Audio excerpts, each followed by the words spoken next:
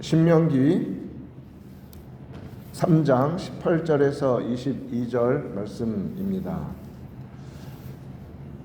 오늘 말씀의 제목은 말씀에 순종하는 공동체입니다. 신명기 1, 2, 3장 말씀으로 말씀의 순종함에 대해서 이번 신년 특세를 통해서 은혜를 받았습니다. 가나안 요단 동쪽, 요단강 동쪽 편이죠. 거기에 있는 가나안 민족의 큰 나라가 두 개가 있었죠. 아모리 왕인 시온이 다스리는 나라와 바산 그 왕의 이름은 옥이었죠. 바산 왕 옥. 이 두 나라의 땅은 상당히 넓었습니다. 그 땅 아래쪽으로 그리고 더 동편쪽으로 인접해 있던 암몬, 모압, 그리고 맨 아래쪽에 에돔, 이 세 민족의 땅은 하나님께서 한 발자국도 1cm도 이스라엘에게 주시지 않았습니다. 왜냐하면 그들이 악하든 그러든 이미 하나님의 약속대로 그들에게 주신 땅이었기 때문에 그렇습니다. 하나님이 주신 것이면 절대로 빼앗을 수 없습니다. 하나님이 끝까지 주시는 겁니다. 그러나 아모리 족속과 바산 이 두 나라는 가나안 족속이었기 때문에 역시 하나님께서 진멸하시기로 작정하신 대상 중에 들어있었습니다. 그리고 실제로 그 두 나라와의 전쟁을 통해서 생명이 있는 사람은 모두 다 나이에 상관없이 진멸하는 전쟁을 치루었습니다. 그래서 이제 에돔, 모압, 암몬 이렇게 세 민족이 있는데 그 위쪽 이 땅이 말하자면 그 무주공산이라고 하죠. 주인 없는 그런 땅이 되어버린 것입니다. 다 진멸을 했기 때문에. 신명기 2장 33절과 34절을 보면 우리가 좀 보면 아모리 왕 시혼 그 나라에 대해서 어떻게 하셨습니까? 우리 하나님 여호와께서 그를 우리에게 넘기심에라고 어제 우리가 계속 강조했었죠. 하나님이 넘겨주셨습니다. 우리가 그와 그의 아들들과 그의 모든 백성을 쳤고 그때 우리가 그의 모든 성읍을 점령하여 그의 각 성읍을 그 남녀와 유아와 함께 하나도 남기지 아니하고 진멸하였고, 사실 여호수아가 했던 모든 전쟁은 진멸 전쟁이었는데 그 시작을 누가 했냐면 사실은 동편에서 하나님께서 모세를 통해서 이미 시작하셨던 것입니다. 진멸 전쟁. 그리고 신명기 3장에 들어와서도 바산 왕 옥을 친 장면 6절에서 보면 우리가 헤스본 왕 시온에게 행한 것과 똑같이 그 성읍들을 멸망시키되 각 성읍의 남녀와 유아를 멸망시켰다라고 이렇게 말하고 있습니다. 이처럼 아모리 왕 시혼, 바산 왕 옥 이 두 나라는 그 죄가 너무 꽉 차 있었기 때문에 하나님께서 출애굽하게 하신 이스라엘을 통해서 심판하셨던 것입니다. 그래서 진멸전쟁 모두 다 죽이는 그런 전쟁을 해서 진멸을 당했습니다. 거기에서의 가축과 탈취물은 전리품으로서 이스라엘이 소유하게 되었습니다. 자, 그런데 신명기 3장 기록만을 중심으로 본다면 우리가 18절부터 읽었는데 12절부터 보면 그때에 우리가 이 땅을 얻음에 아르논 골짜기 곁에 아로엘에서부터 길르앗 산지 절반과 그 성읍들을 내가 르우벤 자손과 갓 자손에게 주었고 이렇게 말하고 있죠. 그리고 13절에서는 중반부에 곧 온 바산으로는 내가 므낫세 반지파에게 주었노라. 두 나라 중에서 아모리 왕 시온이 다스린 나라가 아래쪽에 있었고 바산 왕 옥이 다스린 나라가 위쪽에 있었는데 맨 위쪽은 므낫세 반지파, 절반지파, 그리고 아래의 땅은 르우벤과 갓 자손에게 나누어 주었다라고 합니다. 이 신명기는 40년 동안의 모든 기록들을 회고한 짧은 특히 3장까지 그런 그 서머리에 해당하기 때문에 자세한 내용이 있지 않습니다. 그러나 민수기 32장에 기록된 이 내용을 보면 이 분배하는 과정도 쉽지 않았던 것을 우리가 알 수 있습니다. 요단 동편 땅을 두 지파 반, 그러니까 두 지파와 절반 지파, 이 과정이 계획된 것이거나 자연스러운 과정을 통해서 되어진 것은 아니었다는 말입니다. 12지파라는 공동체 안에서 어떤 일이 벌어진 것인가? 오늘 먼저 말씀을 통해서 우리가 볼 수 있는 것이 이것입니다. 신앙 공동체 안에, 이스라엘 신앙 공동체 안에 어떤 일이 벌어졌냐면 자기 지파가 더 빨리, 더 편안히, 더 빨리 안정을 갖고 싶어하는 그런 마음들이 있는 지파들이 있었다는 겁니다. 근데 그것이 르우벤과 갓 지파에게서 나타나는데, 그러한 양상이 이스라엘 12지파에서만 나타나는 것이 아니라 모든 신앙 공동체에서도 나타날 수 있는 모습이라는 것입니다. 민수기 32장에 기록된 것을 보면 르우벤 자손과 갓 자손은 아주 많은 가축대를 소유하고 있었습니다. 그리고 그들이 볼 때 아모리 땅과 바산 땅은 목축하기에, 가축을 기르기에 참 좋은 곳이었습니다. 그래서 모세에게 가서 그 땅을 달라고 요구합니다. 민수기 32장 5절 보면 이 땅을 당신의 종들에게 그들의 소유로 주시고, 자연스럽죠 여기까지는. 그 다음에 말을 한번 잘 들어보세요. 만약에 여러분이 우리가 두 지파에 속하지 않은 다른 지파라는 마음으로 이들의 요구를 듣는다면 그 다음에 무슨 말을 하냐면 우리에게 요단강을 건너지 않게 하소서. 요단강을 건너가면 이제 싸움을 얼마나 해야 될지 아무도 모릅니다. 어려움이 기다리고 있습니다. 근데 우리 여기서 싸워서 이 평안한 자리에 우리 여기 정착할 테니까 10지파만 가게 하면 안 됩니까? 많은 가축대가 있고 아무도 살지 않는 지역, 목축하긴 좋고 풀도 많고, 그러니 달라고 하는 것은 자연스러운 것 같습니다. 합당한 요구인 것 같습니다. 그런데 신명기에 자세히 기록하지는 못했지만, 나와 있지 않지만 민수기 32장에 모세는 정말 불같이 화를 냅니다. 막 분노합니다. 세상에서 가장 온유한 사람이라고 하나님도 인정하셨던 이 모세가 막 화를 냅니다. 그러면서 뭐라고 말합니까? 너희 형제들은 이제 싸우러 가는데, 요단강 건너가자마자 지금 어떤 전쟁이 기다리고 있을지 모르는데 너희는 여기 앉아 있으려 하느냐? 어찌하여 나머지 백성을, 그 다음에 중요한 단어, 낙심하게 하는가? 왜 10지파를 낙심하게 만드는가? 그래서 그들이 여호와 하나님이 주신 땅으로 건너갈 수 없게 하느냐? 이렇게 책망합니다. 낙심한 상태로 전쟁터로 나가면 어떤 일이 벌어집니까? 이기기 힘들지 않습니까? 이러한 두 지파의 주장과 태도가 모세에게 얼마나 중차대하게 보였는지 모릅니다. 이것을 모세가 어디에다가 비유하는가를 보면 알 수 있어요. 열 정탐꾼으로 인해서 어떤 일이 벌어졌었습니까? 이스라엘 전체가 밤새 통곡하는 일이 벌어졌습니다. 우리 애굽으로 돌아가자, 죽었다. 가나안 땅에 들어가면 죽는다. 아낙 자손이 기다린다. 성읍은 높다. 그 10명의 말을 통해서 200만 이상의 사람들이 낙담에 빠져 불평과 원망으로 치달았고, 그 죄로 말미암아 40일이 40년으로 변하지 않았습니까? 낙심하게 만드는 것. 낙심하게 만드는 것. 그래서 민수기 32장에서 8절과 9절을 보면 모세는 뭐라고 말하냐면, 너희 조상들도 정탐꾼들입니다. 내가 가데스 바네아에서 그 땅을 보라고 보냈을 때에 그리하였나니, 그들이 에스골 골짜기에 올라가서 그 땅을 보고 이스라엘 자손을 낙심하게 하여, 이런 말을 합니다. 똑같은 표현이죠. 낙심하게 하여 여호와께서 그들에게 주신 땅으로 갈 수 없게 하였었느니라.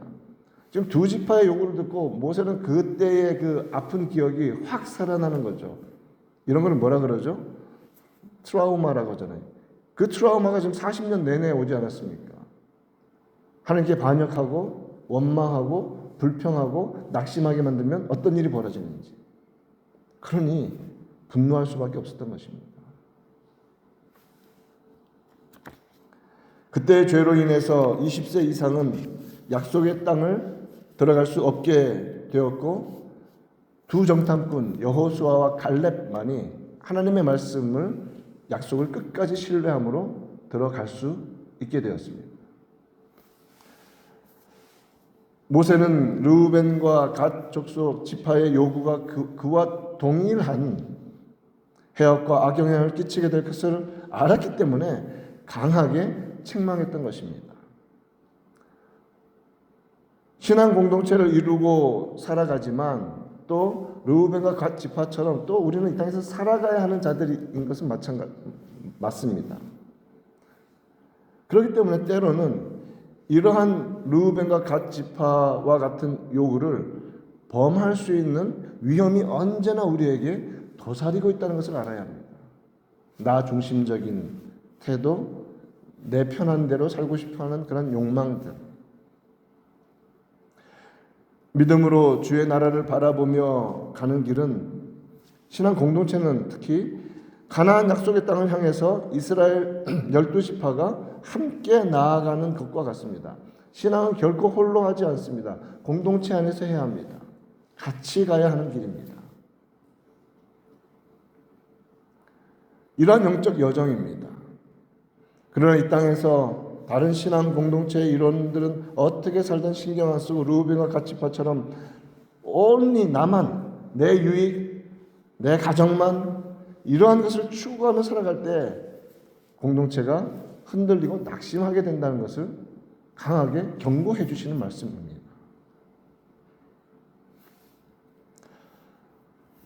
바울과 실라가 안디옥 교회에서 파송되어서 선교사로 출발을 했죠. 그때 마가 요한을 수행원으로 같이 데리고 갔습니다. 2차, 3차 어느 길이나 어렵고 힘든 선교 여행이었지만 아마 1차 여행은 가장 힘들었을 것입니다. 처음 가보는 그러한 길들이었기 때문에. 그런데 어떤 이유인지는 모르지만 마가는 첫 번째 사역지를 지나서 두 번째 사역지에 도착했을 때 바울과 실라를 등지고 예루살렘으로 돌아가 버렸습니다. 근데 그것이 어떤 예루살렘에서 긴급한 기별이 올 방법도 없지만 일이 있어서 간 것이 아니라 마가 요한이 그 여정 가운데 지치고 힘든 부분이 있었기 때문에 돌아간 것으로 보입니다. 왜냐하면 바울은 거기에 대해서 너무너무 싫었거든요. 아니 젊은이가 이거 좀 힘들다고 가버려? 이런 태도를 바울이 가지고 있었기 때문에. 그래서 마가 요한이 돌아간 이유가 마치 르우벤과 갓 지파가 오늘 보여준 것과 비슷한 것이라고 우리는 어렵지 않게 생각할 수 있습니다. 왜냐하면 바울이 두 번째 선교를 앞두고 바나바가 요한도 데리고 가자 다시 할 때 뭐라고 말하냐면 사도행전 15장 38절에서 밤빌리아에서 자기를 떠나 함께 일하러 가지 아니한 자를 데려가는 것은 옳지 않다라고 말하며 결국은 이 싸움이 얼마나 심각해지냐면 정말 심히 다투고 바나바와 결별할 정도로 그 사안이 중대했던 일이었습니다. 그렇기 때문에 오늘 본문 우리가 이제 일단은 좀 이들이 보여준 네거티브한 사이드에서 출발하지만 배워야 할 점이 너무나 많이 있죠.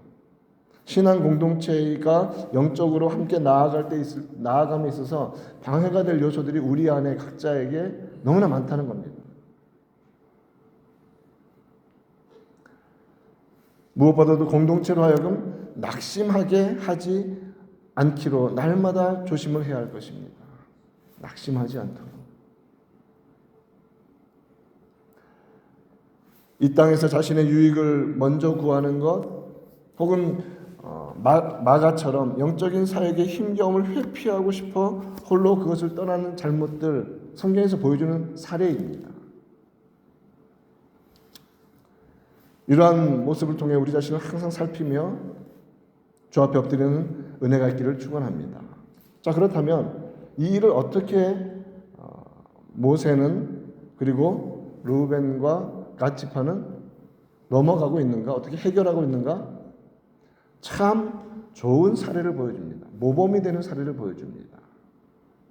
하나님의 뜻과 신앙 공동체의 영적 유익을 위해서 순종하고 헌신해야 한다는 겁니다. 그러면 어떤 일이 벌어지냐면 자기도 살고 신앙 공동체도 힘있게 전진합니다. 모세의 꾸지람을 듣고 르우벤 지파와 갓 지파는 정말 말 그대로 정신이 번쩍 들었습니다. 자기들 문제만 해결하면, 지파별로 해결하면 될 줄 알았는데 아이 오프닝이라고 하죠. 눈이 확 열린 겁니다. 아, 언약 공동체 전체를 보아야 하는구나. 그런 차원의 일이 아니구나 라고 하면서 먼저 그들은 모세에게 제안을 하는데, 그러면 우리가 잘못된 생각을 가지고 있었기 때문에 이렇게 하겠습니다. 여인들과 아이들을 위해서 먼저 급하지만 성읍을 무너진 것들을 좀 수축해 놓고 가축들을 위해서 우리간을 짓겠습니다.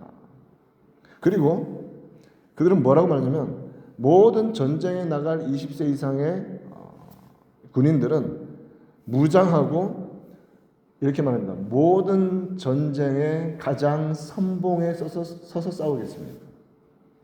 요단 건너가서 싸울 모든 싸움 우리가 맨 앞에 서겠습니다. 가장 위험한 자리에서 가장 용감하게 싸우겠습니다. 그리고 나머지 모든 지파가 그곳을 다 점령하고 기업을 다 받을 때까지 우리는 요단강 건너지 않겠습니다. 돌아오지 않겠습니다. 그리고 이미 요단 동편의 기업을 받았기 때문에 요단 서편에서는 기업을 받지 않겠습니다. 이 약속을 합니다. 이들의 희생과 순종을 그대로 모세는 받아줍니다. 그래서 오늘 본문에서 그 동일한 명령을 그대로 하고 있는 것입니다. 우리가 오늘 본문을 보면 18절부터 뭐라고 말합니까? 여호와께서 그때에 내가 너희에게 명령하여 이르기를 너희의 하나님 여호와께서 이 땅을 너희에게 주어 기업이 되게 하셨은즉, 여기까지 오는데 민수기에서의 그러한 진통이 있었습니다. 이 땅을 너희에게 기업으로 주셨다. 너희 군인들은 무장하고 너희의 형제 이스라엘 자손의 선봉이 되어 건너가라고 이렇게 말하는 겁니다.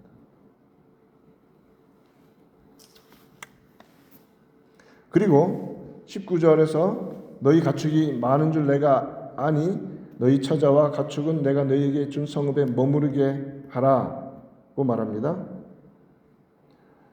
그러면서 20절에서 여호와께서 너희에게 주신 것과 같이 너희 지파들은 이미 받아 누리고 평안한 가운데 이미 들어갔지만 너희 형제에게도 나머지 10지파에게도 하나님께서 안식을 주실 것이다. 그들도 요단 저쪽에서 너희의 하나님 여호와께서 그들에게 주시는 땅을 기업으로 삼기에 이르거든 그때 너희는 각기 내가 준 기업으로 돌아갈 것입니다. 이제 그 요단강 건너 싸우러 가면 그 땅을 완전히 점령할 때까지 그들은 돌아올 수 없습니다. 르우벤, 갓 그리고 므낫세 중에 절반 이 지파들은 실제로 그 약속을 지켰습니다. 약 4만 명의 군사들, 가족들을 다 남겨놓고 가장 선봉에 서서 요단을 건넜고 가장 선봉에서 가나안 땅의 모든 싸움을 싸워나갔습니다. 그들이 모세와의 약속을 지키기 위해 가나안 땅에서 다른 가나안 민족들과 싸운 기간이 여러분 무려 7년입니다. 7년 동안 집을 떠나서 집에 돌아가지 못하고 그냥 전쟁터만 살았던 것입니다. 무엇을 위해서입니까? 약속을 지키기 위해서, 그리고 언약 공동체를 위해서 헌신하기 위해서, 하나님께서 자신들에게 주신 이미 먼저 주신 축복에 대해서 감사함으로 그 일을 다 감당했던 것입니다. 7년의 전쟁을 모두 치르고 다른 지파들이 기업을 다 받고 나서 그들이 언제 돌아가냐면 여호수아 22장에서 돌아갑니다. 그때 거기에 이렇게 말합니다. 여호수아는 그들을 불러서 칭찬하면서 돌려보냅니다. 여호와의 종 모세가 너에게 명령한 것을 너희들 다 지켰다.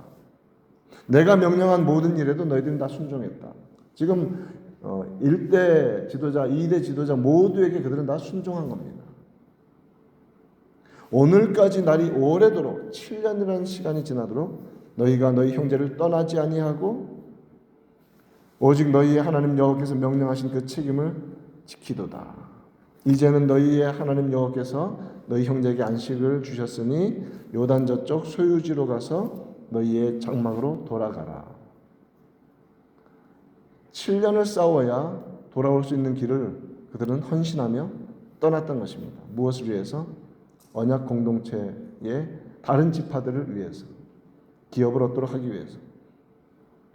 여기에서 3절 말씀에 22장 3절 여호수아입니다. 여호와께서 명령하신 그 책임을 지키도다, 이 말이 있습니다. 앞에서 말씀드린 이스라엘 백성들을 낙심하게 만든 것과 정반대의 낙심하게 하지 않고 용기를 불어넣어주며 함께 일어서게 만드는 힘은 어디에서 나옵니까? 저와 여러분 한 사람 한 사람이 하나님께서 부르신 그 자리에서 책임을 다할 때 공동체는 살아납니다. 힘을 얻습니다. 그 말씀을 오늘 토요일 이 말씀을 통해서 우리에게 주고 계신 것입니다.